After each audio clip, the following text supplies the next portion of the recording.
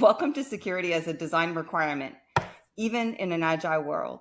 I'm Joëlle Sniatenchuk, Director of Application Security, DevSecOpps, and Offensive Security at Ingram Micro. And I'm John Schaefer. I'm the Director of Information Security Strategy, Architecture, Engineering, and Development here at Ingram Micro. Today we're going to be talking about security architecture, a topic that not a whole lot of people think about or may even be aware of. And so our goal today is to really introduce the topic and why security architecture is something that needs to be considered for all aspects within the development lifecycle, but especially when it comes to agile. Before we dive into that, I have a question for you. What makes something memorable? And I'm not talking about an experience such as hiking up a mountain or the view that may be available when you get to the top. I'm talking about that mental image that you have when you think about a place. If I say Sydney, Australia, my guess is that the first thing that comes to mind is a mental image of the Sydney Opera House. If I say Italy, probably half of you are going to think about Rome, and half of you are going to think about Venice. And if I say Paris, chances are it's going to be one of three things that come to mind. It's either going to be the Eiffel Tower, the Louvre, or the Arc de Triomphe. And there are numerous other examples like this around the world. And what do all these places have in common? It's the architecture that you think of when you think of these places. The architecture is something that's universally recognized because it grounds a place. It brings a humanity to a place because people were involved in the creation of these places. But in order to create a place like that, there is an entire process that has to occur. And it's important to follow the process and not the plan. You're trying to solve a problem. You're not trying to manage the process. The process is there to guide you along the steps in order to reach your ultimate goal. And it all starts with an idea. Whether it's an idea to change the way that the business conducts itself, whether it's to build a new building, whether it's to develop new software. Everything starts with that spark of an idea. But once you have that idea, how do you know what you need to do next? Well, it all goes into research. You have to understand the nuances of everything you're trying to do. Does something like that already exist? Can I go buy it? Or is this going to be a competitive advantage when I deploy this within my organization? So understanding all of the aspects of what you're trying to do. And then you come up with a concept. The concept is, okay, I have this idea, I've done some research, but now I want to make it reality. And I want it to be something like this. So in order to build upon that, you have to understand your requirements. And a lot of time needs to be spent understanding what you're trying to build. If you don't know what your end goal should be, it's going to be much more difficult to achieve what you're trying to build. This is where architecture comes in. Architects help take the requirements and put them into a more tangible format that can be easily discussed and visualized.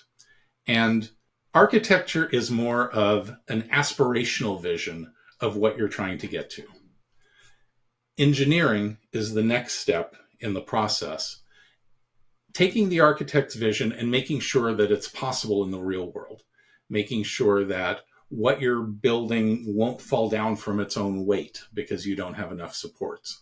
Or if we're talking about development processes, ensuring that the overall design can run in the environment that already exists within the organization without major changes. And then there's the design portion. And design is where all of the choices get made. if you are designing a house, you probably have visited a design center like the one shown here, where you have to decide on the countertops, the appliances, the lighting, the flooring, because that's what really brings this architectural and engineering vision to life. And we'll talk more about that in a little bit. Once you have all of that sorted out, you can finally break ground and lay the foundation for what you're trying to build, which will ultimately result in the completion of that concept that you started a while back. And here you have the end result of all of that effort, a building that is beautiful and will bring joy to you for a long time. And this is something, John, that you could really see is built on a solid foundation and has been well thought out. What if that's not the case? Absolutely. There are definitely consequences of not following the process. And we have a couple examples to share with you here. So the first one, I'm not even going to try and figure out how this happened, but you have a driveway going into the sidewall of a house. Obviously, there was some disconnect between the architect, the engineer, and the designer, or the builder. But on the grand scheme of things, this can be fixed. It's going to take time, it's going to take money, it's going to take effort, but either the garage door can be moved to the side of the house to align with the driveway, or the driveway can be destroyed and a new one put in towards the front of the house. So two solutions to a problem that has presented itself here. But unfortunately, not every situation where architecture and engineering is ignored has a simple fix like this. So some of you may recognize this building. This is Champlain Tower South in Surfside, Florida. And this picture was taken in 2015. This is the pool deck in the back of the building with the ocean to the right side. And this shows what looks to be an idyllic spot. There are palm trees throughout the pool deck. There's gleaming tile. There's a bunch of sun loungers. So it looks like a very relaxing place in which to spend an afternoon, soak up the sun. But unfortunately, in the design of the building, the palm trees weren't there. The planters weren't there. The gleaming tile deck shown here is a replacement that was put on top of an 8-inch bed of sand. All of these things add weight that weren't contemplated by the architect or the engineers when this site was built. And even in 2015, if we move a little bit down the building, we can start to see some evidence of that. On the far right of the picture here, there's a little bit of water staining, but there's actually a crack that has started to form in the wall. And the fence that is running along the lower portion of the building is the edge of the pool deck as it existed in 2015. And John, you mentioned that it wasn't contemplated in the initial architecture or design, but in fact, was there any follow-up or follow-through as changes were made throughout the years? There was never any follow-up that was made. So one of the reasons we're able to talk about this today is the government inquiry into what happened has released their initial report. And what I've mentioned so far has been all of the findings. About 2 months before the collapse, there was an engineer who was brought in to look at the areas that were being affected. And he had some observations and some findings. But that was the first time the building had been looked at in many years. When the palm trees were put in, when the new pool deck was put in, there were no engineers brought in. There was no architecture review of what would happen if this were. There was no review of what would happen if this weight and these changes were made to the outside of the building. And unfortunately, we all know the results of what happened. Catastrophic failure of the pool deck which caused the collapse of half of the building and the loss of many dozens of lives. And working back in time, the government report basically shows it was a failure of process. Going back, working with the engineers, working with the architects to see if these changes were going to have an impact on the overall stability of the building and the changes that were being made. So it's an extreme example. It's quite a sobering thing to think about, but it is a real world example of how design changes without being reviewed by architects can lead to catastrophic failures. So on that note, let's build something. Let's see what it would take to take a business solution and see how it compares to building a house or building a condo, because there are many similarities that individuals don't think about. Security architecture is a process that looks to identify all the different things that are going on within a company. Holistically, proactively, high level, how does everything work together to develop this comprehensive and rigorous method for aligning what information security needs with the goals of the information and the strategic direction that we're going in. Now, John, this is a very academia style definition that we're looking at right now. I know that you and I have left academia many moons ago and joined the practical world. Is there a more practical definition that we can use today? Yeah, we can probably make it a little simpler. So if we take it down to its bare elements, the simplified version is understanding the various aspects of the business, how they all work together, and anticipating any disruptive forces that may act upon the business, whether that's market competition or whether that is a cyber attack that's happening against the organization.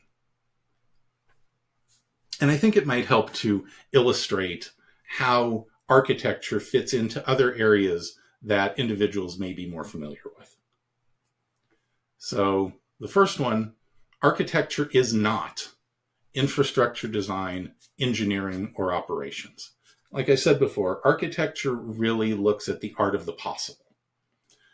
It's not data management, databases, schemas, or how different data elements are stored. And it's not IT governance, although it is an element that a governance organization will look at to make sure there is compliance. Another way to look at it is architecture can be implemented numerous ways. If you are designing a house, the outside of the house could be brick, but then is that going to be brown brick or red brick?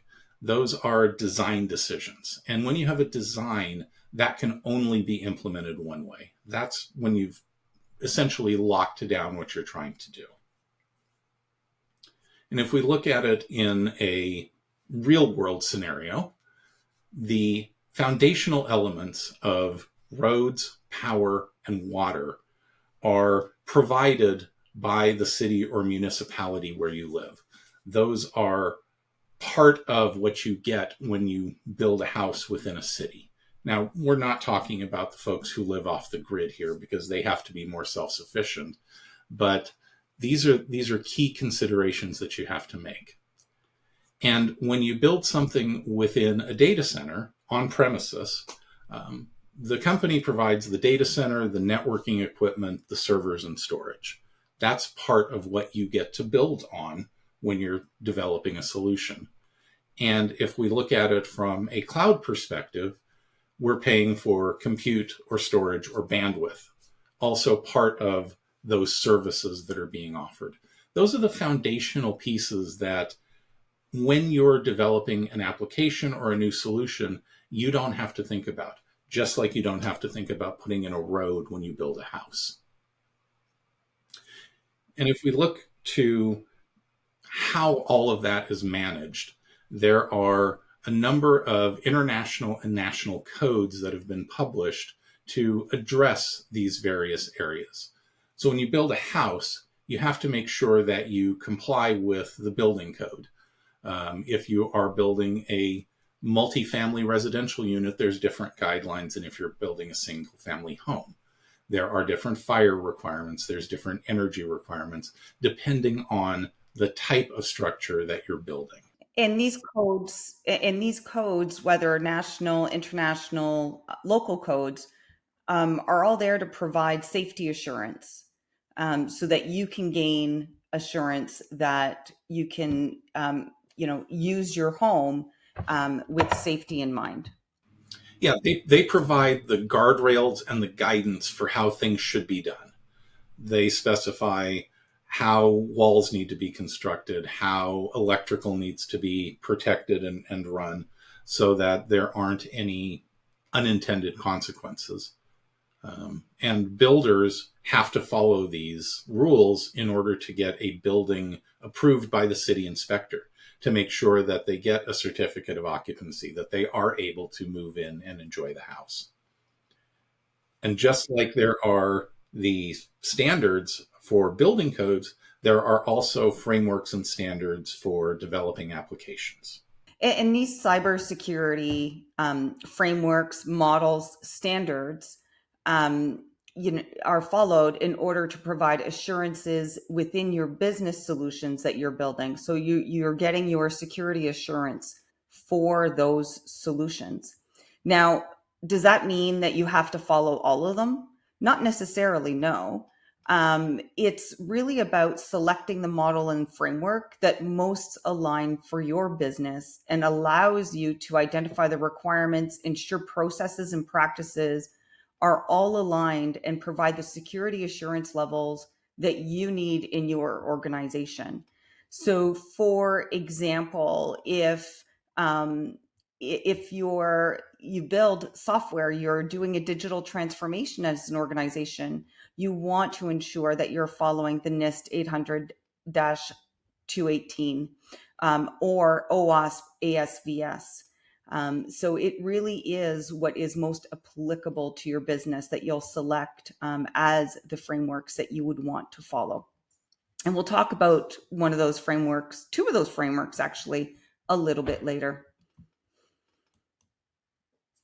So now, what about SDLC? We saw from the previous slides that there are frameworks, models, standards specifically related to software development when we talk about OWASP ASVS or OWASP SAM. A process followed for organizations who develop code is the SDLC. Architecture is a fundamental part of the SDLC process and should always be included. Its inclusion is affirmed within certifications and regulatory compliances and requirements as well. So if you're looking to meet regulatory compliance requirements such as SOX or successfully achieving ISO 27001 certification or getting a SOC 2 report, the use and implementation of architecture within the SDLC and other applicable processes is verified by independent third parties.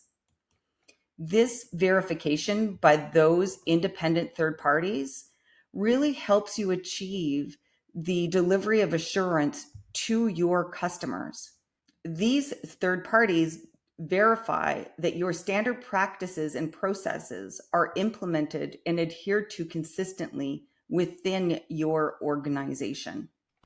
So what you're saying, Joëlle, is somebody can follow, for example, the ISO 27001 standard, but unless somebody comes in and verifies that they've actually followed those processes, they can't claim that they actually did.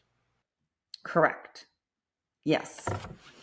That third-party assurance is really that verification and validation. And when we talk about really providing, as we've all had customers ask us, and looking for some assurance of the standards that we follow or the practices within our policies. When you are able to provide such validation, this is truly what gives essentially your clients that affirmation. So I guess that brings up the really important question. What about Agile? Yes, John, what about Agile? With regards to agile, especially as businesses are looking to accelerate their digital transformations, and competitive demands in the industries really require for products to be developed so quickly and get to market. Many organizations have made this transformation in adopting agile methodologies. With this transformation, you also need to continue to include architecture. As we mentioned, architecture is foundational and is part of the software delivery lifecycle. It is part of those certifications that organizations want to continue to keep as they're focused on their digital transformation. So these two aren't mutually exclusive from each other. They truly go in hand as you proceed through your organization. So we previously mentioned architecture as a core part of the SDLC. So regardless of the framework and the delivery methodology that you're looking for, again, you need to continue to include architecture. So let's look at what a typical agile methodology looks like. So in this next iteration, we connect back. You could see as you're going through your typical agile methodology, when you're going from requirements, John, that you spoke about earlier, the design, the development, the testing, the review, the deployment, and then the release. You can see when you're going to the next iteration, you then go back to your requirements and design. And requirements and design is really where architecture meets. So whenever you're making a material change, whenever you go and reevaluate and replan and want to build a new iteration, you really do need to go back to that foundation, to that architecture, to make sure that your foundation remains strong as you proceed. So, and if you still don't believe us, maybe we can look at it from a different point of view. So, John, maybe we can look at the next slide and you can take us through that and see what that looks like. Absolutely. If we take it back to the beginning, we started with an idea and we were all over the place. But as we went through our research and our concept and defining our requirements, we started cleaning up and better focusing in on what we're trying to do. And it was at the requirements phase where architecture really came into play. And as we move further down from the left, we started working with engineering, and that's where things stabilized. And we had that common view of what this solution is going to look like. And the Agile methodology plugs perfectly into the cycle, the design build piece. And as you mentioned, making sure that the architecture and the engineering are taken into consideration whenever the requirements for the new sprint come up, when the next iteration is being reviewed and contemplated, just make sure that we're not going to run into situations where the driveway goes into the side of the house or worse. So, and John, as you mentioned earlier as well, right? Design builds on the architecture. So it's providing you that architecture is providing you that flexibility of choice, and the design is what's narrowing down those options to one choice, one potentially refrigerator that you've selected, or a particular microwave, or a countertop.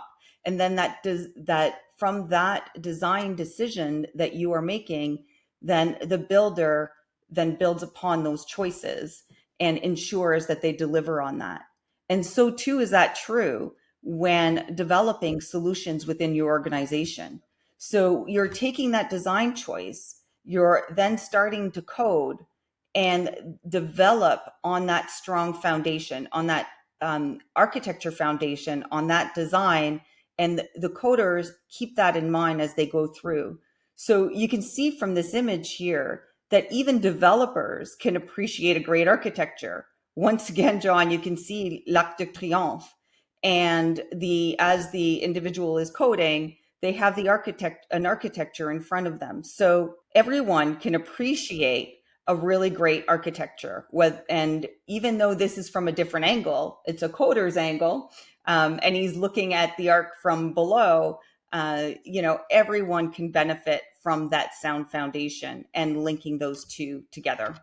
Absolutely. And it's a great way for reinforcing within the coder's mind that I don't just want to build something that is going to work for a year and then go away. They want to have something that will be used by the organization for years to come and become a key component as the organization moves forward.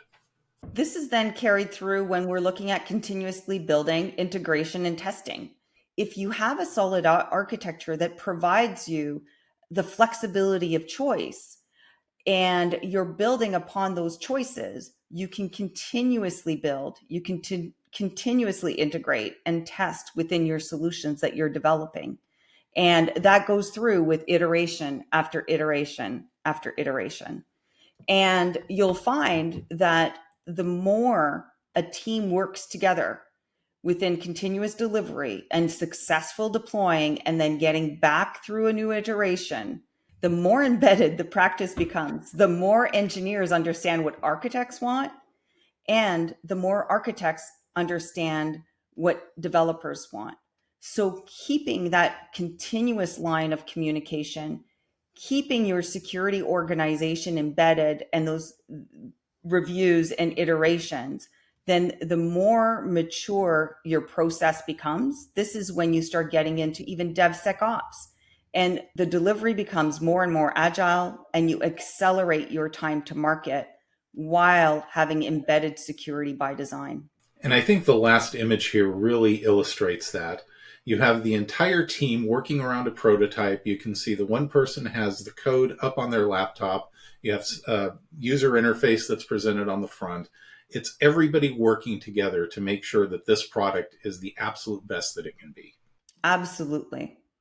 And then comes the delivery and the celebration. And then you get into runtime defense and monitoring. So as part of your SDLC, as part of your agile methodology, you still have to run and maintain these solutions.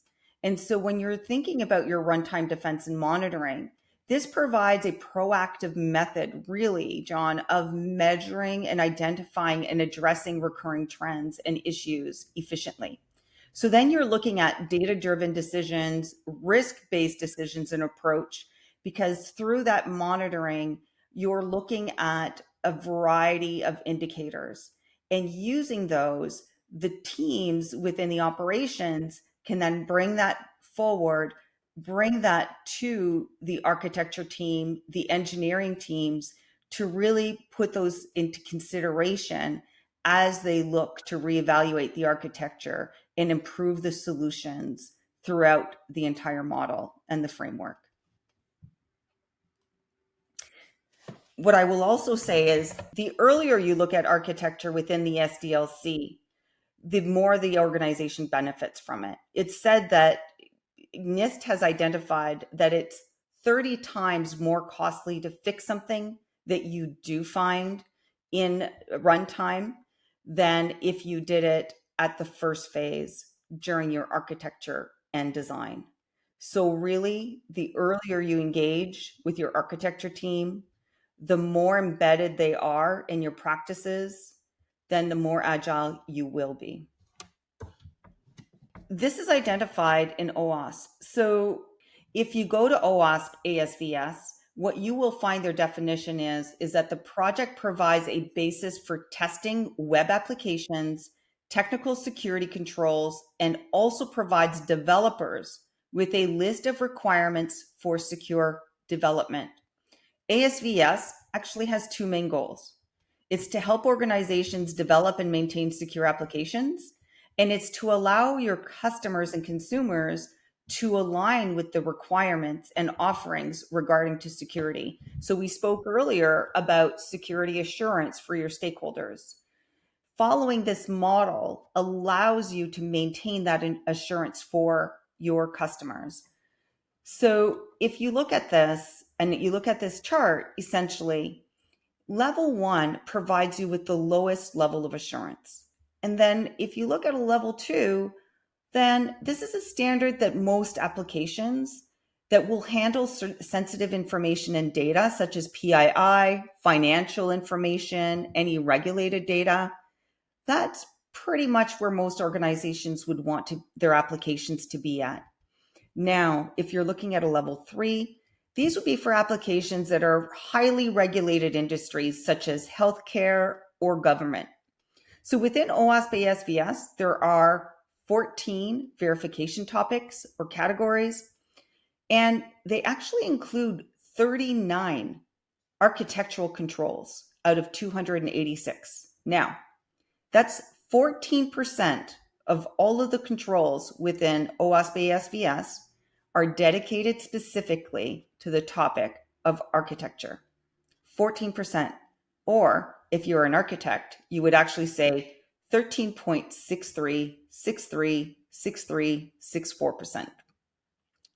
Now, if your organization is satisfied with low assurance levels, then maybe you would choose to not apply any architectural controls. However, if you're looking for high assurance, you most certainly want to ensure that those architectural controls are part of your cycle, are part of your processes and practices, regardless of what methodology you're leveraging. So John, you may find it surprising to know, you likely know, but as a level 1 low assurance, there are 0 architectural controls that are listed there. Now, all 39 architectural controls are listed for level 2 as well as level 3. Yeah, and it really speaks to the progression of an organization. As they go up the maturity level, the more things that they have to be looking at. A level 1 organization likely wouldn't have a whole lot of regulated data. It's going to be business processes. It's going to be how they continue to bring product to market, or they may be a small supplier for a larger organization where they are only creating one widget that is then consumed by a much larger product. But when you get into any type of integration or multinational corporation where they have to abide by various regulations, it becomes clear that architectural controls are very necessary. Absolutely. And if we tie OWASP into one of the architectural frameworks, SABSA really fits the bill here because it looks at all of the various aspects of a product or a project. It starts with the contextual architecture, or what does the business want to do, which then leads into the conceptual architecture, the big picture. This is where architects generally play. Logical architecture is really the design view, and where most of Agile plays is in the bottom 2 that are shown here, the builder's physical architecture or the tradesman's component architecture piece. This is the data, the mechanics of how systems integrate with each other, and recognizing what infrastructure they're going to be built upon so that they can take into account the limitations of that architecture, and then ensuring that they comply with standards and technology. And then along the right-hand side, something that is frequently missed is the service management view. That is the aspect that ties everything together and makes sure that the business view at the top is actually achieved by the folks further down the stack, especially the component architecture that the tradesman's view looks into and integrates with the systems that may exist within the organization. So I think the way we can best summarize this is if we take OWASP and we take SABSA, SABSA is this. It is a theoretical way to look at how things are going to be delivered. It's a book. It's the academic view on how things are going to happen. But that's not the end of it.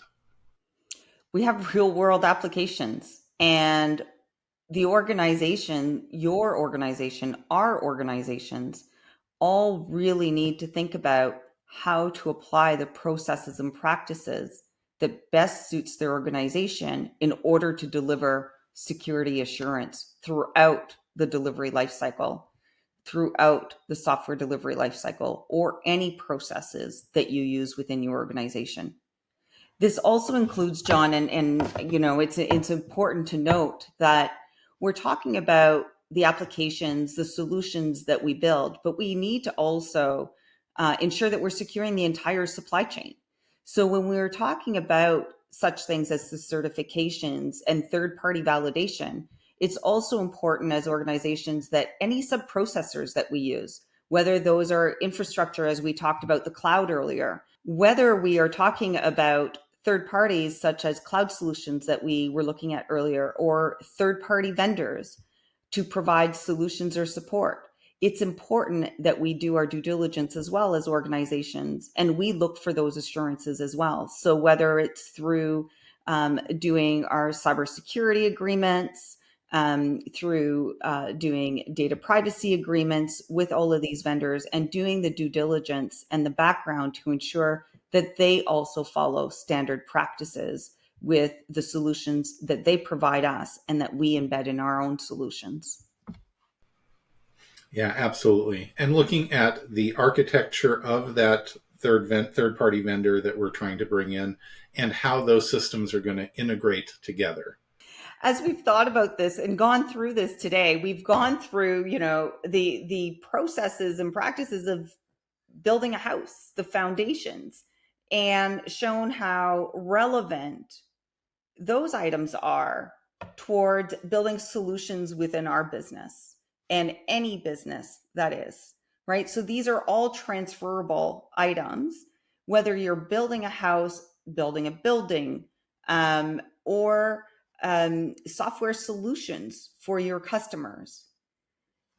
The foundation of your processes must include architecture. And yes, even in an agile world. Yeah, architecture is not a one and done. It's not something you can come and get an approval and a review one time.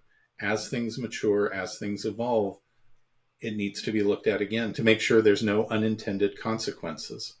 And I love this quote, and I think it's the perfect way to end today's session, is that only through growth, reform, and change, paradoxically enough, is true security to be found. And we have to get into that mindset of growing the organization and changing how we do things in order to reach that secure state.